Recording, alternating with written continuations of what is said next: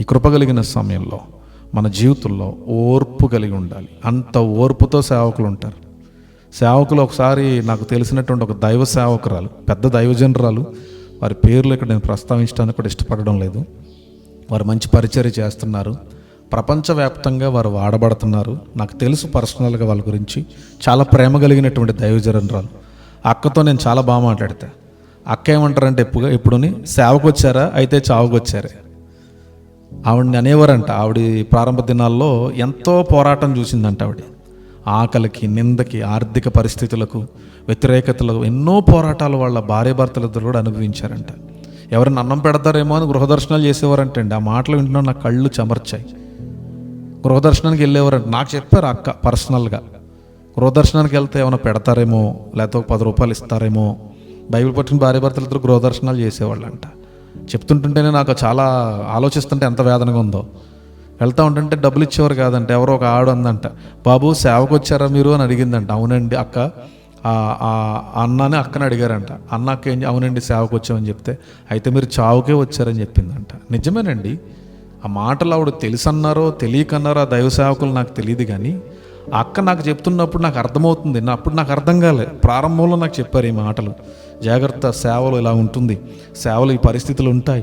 నీ అంతటా నీవు నిలబడడానికి ప్రయత్నం చేయి. ఎవరి మీద నువ్వు ఆధారపడద్దు, ఎవరి మీద నువ్వు డిపెండ్ అవ్వద్దు. ప్రభునందు ప్రియులారా, ఈ మధ్యకాలంలో నా మీద ఒక చిన్న వ్యతిరేకత వచ్చింది. ఈ మాటను మీకు తెలియజేయడానికి ఇది సమయమో కాదో నాకు తెలియదు, కానీ దేవుడు ఇచ్చినటువంటి ఆలోచనతో చెప్తున్నా.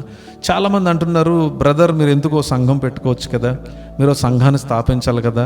నేను అంటాను, నాకు సంఘం పెట్టాలని ఉంటుంది, ప్రార్థించుకుంటున్నాను దానికోసం. కానీ ప్రస్తుతం దేవుడు నాకు ఇచ్చినటువంటి పిలుపును బట్టి నేను వెళ్తున్నా. దేవుడు నన్ను పిలిచింది సువార్తను ప్రకటించడానికి. అనేక ప్రాంతాలకు దేవుని సువార్తను ప్రకటించాలి. అనేక మంది వ్యక్తులతో నేను మాట్లాడాలి. అనేక మంది వ్యక్తులకు యేసు ప్రభు ప్రేమను ప్రకటించాలి. మీరు నమ్మితే నమ్మండి, నేను ఏ ఊరు వెళ్ళినా, ఆటోలో వెళ్ళినా, బస్సులో వెళ్ళినా, రైల్లో వెళ్ళినా, ఏ ప్రాంతంలో ఉన్నా నేను నాకు వల్లైనంత మట్టుకు యేసుక్రీస్తు ప్రేమను తెలియచేస్తాను వాళ్ళకి. నాకు ఉన్నంతలో దేవుని సువార్త నా పిలుపు. అది నా పిలుపును నేను ముందు కొనసాగించాలి, ఓర్పుతో కొనసాగించాలి. దేవుడు ఎక్కడ నిలబెట్టాలో, ఎక్కడ వాడుకోవాలో, ఎక్కడ స్థిరపరచాలో అది దేవుని ప్రణాళిక. అంతవరకు కూడా నేను ఓర్పుతో వెళ్ళాలి. ఇప్పుడు ఓవర్ నైట్ నేను సంఘం పెట్టేది కాదు. ఇప్పుడు ఓవర్ నైట్ నేను హెచ్చించబడడానికి దానికి ఒక హెచ్చింపబడే పరిస్థితులు కావు. దేవుడు నాకు ఇచ్చినటువంటి దానిలోనే ఓర్పుతో, సహనంతో నేను ముందుకు వెళ్ళాలి. చాలామంది సలహాలు ఇస్తూ ఉంటారు. చాలా సులువు ఒక సలహా ఇవ్వటం, కానీ ఆ యొక్క ప్రక్రియలో వెళుతున్నటువంటి సేవకుని పరిస్థితి ఎట్లా ఉంటుందో మీరు ఆలోచించాలి. ఎలాంటి పరిస్థితులు ఎదుర్కొంటాం తెలుసా? మీరు ఎప్పుడైనా రండి, ప్రభు చిత్తమైతే మీకు వ్యక్తిగతంగా నేను తెలియపరుస్తాను. ఒక్కోసారి నేను కొన్ని పల్లెటూరు ప్రాంతానికి వెళ్తూ ఉంటాను. ఎలాంటి పరిస్థితులు ఉంటాయంటే వాళ్ళకి సువార్తను ప్రకటిస్తున్నప్పుడు నిజంగా ఆశ్చర్యం కలుగుతూ ఉంటుంది నాకు. ఇలాంటి పరిస్థితుల్లో ఒక్కొక్కసారి ఆ సువార్త పరిచర్యకు వెళ్ళడానికి బండిలో పెట్రోల్ కూడా ఉండదు. ఒక్కోసారి ఊరు వెళ్ళడానికి ట్రైన్ ఛార్జీలు కూడా మాకు డబ్బులు ఉండవు. ప్రార్థన చేసుకుంటాం, ప్రభు ఇది పరిస్థితి అని. అందుకనే నా డ్యూటీ నేను చేస్తాను. ప్రభు ఈరోజు ఈ పరిచర్య ఏం చేయమంటాను, పెట్టు, ప్రతి ఒక్కరికి తెలియచేయి, నీ పని నువ్వు చేయి. నా పని నేను చేస్తున్నానండి. అమ్మ ఈరోజు పలానా ప్రాంతంలో, పలానా గ్రామంలో, పలానా ప్రాంతానికి చెందినటువంటి ప్రజల మధ్యన దేవుని సువార్త జరుగుతుంది, సహకరించగలిగిన వారు సహకరించండి అని చెప్తాం. కానీ సహకరించిన వారు కొంతమంది సహకరిస్తారు, వారిని దేవుడు ఆశీర్వదించాలి. కొంతమంది స్పందించడానికి కూడా ఇష్టపడరు. ఏమనుకుంటున్నారంటే, ఎందుకు ఇలాంటి మాకు అనిపిస్తే మేము చేస్తాం కదా.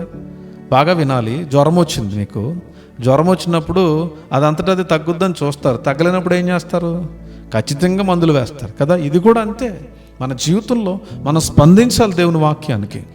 దైవ సేవకులు పంపిస్తున్నటువంటి ప్రతిదీ దానికి కూడా మనం స్పందించాలి. అందుకనే మన వంతు ఎంతవరకు ఉందో, మన హృదయంలో ఎంతవరకు నిర్ణయించుకున్నామో ఆ రీతిగా దేవుని పరిచర్యకు మనం సహకరించే వారంగా ఉంటే దేవుడు అంటున్నాడు, మిమ్మల్ని నేను ఆశీర్వదిస్తాను.